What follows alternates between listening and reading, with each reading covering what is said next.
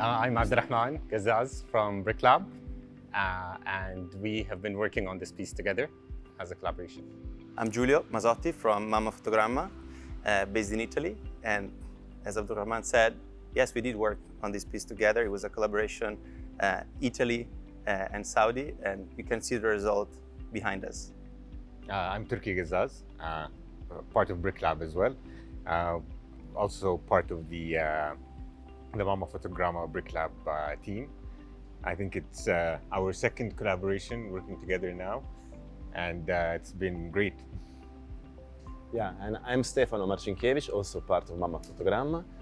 And I have to say, I really enjoy collaborating with Bricklab because every time we always find that we have some research, share research, I mean, even if at the first sight we can seems like a very different, taking different approaches. We will, we are all architects, aren't we? Yes, we are. Who enjoy very much to work on the art side and research side of projects.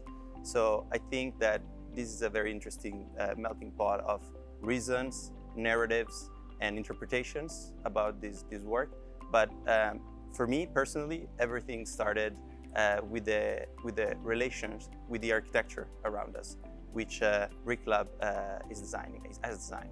So I think that a little bit about the architecture should be said first, because it's what ultimately is the force generating the piece, which is site-specific. By the way, this is very important, and it has to be intended as an extrusion and a dialogue with the architecture itself. Yeah, and the landscape as well. And the landscape Exactly. as well. I think for us, designing the Diriyah Biennale Foundation's entirety of the spaces, there came a point where we decided that this point of research, where we were relating back to the Wadi itself, kind of really questioning the white cube gallery and being playful and experimental with how the layout of each space is.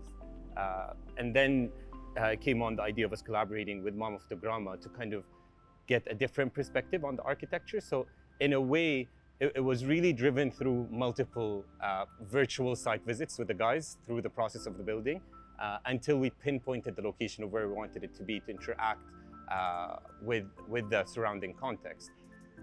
For me, at least, its basic essence is a full deconstruction of the architecture and abstracting each of these elements into a very interesting work that we hope people will kind of resonate with in a way. I would like to add that apart from the theme of the discussion with the architecture, we wanted to make people think about the point of view they choose to look to the surrounding. So the central elements will act like distorted lenses, and all the colored parts will reflect into the water, changing shapes as following the movement of the observer. So it's also an observation on the quality and how your point of view can change the things that you actually are viewing. And I think, with framing the views and looking towards the other side, this installation resonates with this kind of, changing point of view and evolving narrative of the whole area as well. Yeah, the title we picked is Through the Looking Glass. That is an obvious reference to Lewis Carroll, Alice in Wonderland, but it's also a reference to the glass itself, that is the main material. So, as in Alice in Wonderland, we wanted to go beyond the reality in the everyday world to see what's behind the mirror or through the mirror, and try to understand that people may see the same thing in a different way.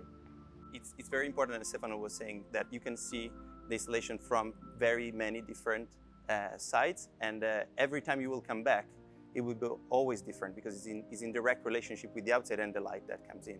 So we actually found out that one of our first ideas actually came to reality and works very well. So if you come here around sunset, it turns out to be the best time. The golden hour. Because the sun really goes through all the installation and gets scattered in different layers. And you can see when you look through when you look through each one individually, you get to see a different perspective. And as you walk around, you get to see the other side of the wadi, you know, flipped. And I think we hope that this can communicate a message to really look and, you know, question what you see in front of you and unlock possibilities of your perception. Basically, just that we were too much in a rush because we have a really good communication between us. We rarely argue on anything. We just develop a concept until we find a common ground. We had to, this is a visual installation which has complex distortion that were like calculated. We had to take pictures from here to exactly replicate, or to hopefully exactly replicate the point of view, which were analyzed in Milan, and then we were trying like mock-ups and stuff. So obviously there are implied complications, but they're Yeah, I think it was really interesting because it was really a dialogue between the work that we're producing and the architecture. And the architecture that were literally contractors on site, and we were measuring things. So it's framing one window. So it's the scale of the project, everything was kind of an evolution of these multitude of conversations that we've had over time, and kind of virtual site visits with our phone, kind of going around different areas. It's not easy to say, guys, you believe me, if you can skew all the installation just a meter, it will be better. I say, okay, we believe you, we skew everything. We design it again. We have no time, but we do it because we believe that it's the best for installation. I think, there is a synergy, I think, between our teams.